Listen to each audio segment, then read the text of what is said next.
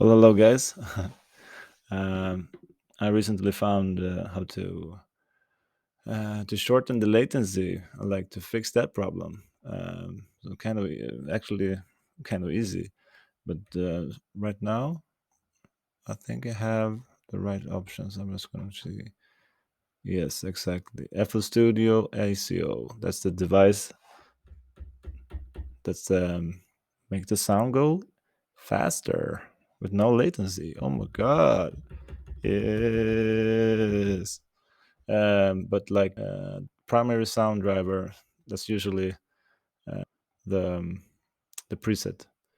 Uh, right now, I can change the buffer length, but maybe this will, yeah, this would like crash the computer.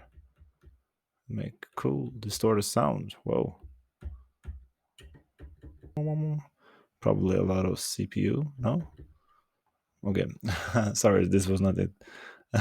This was not the thing I wanted to show you. I wanted to show you that you choose FL Studio ACO.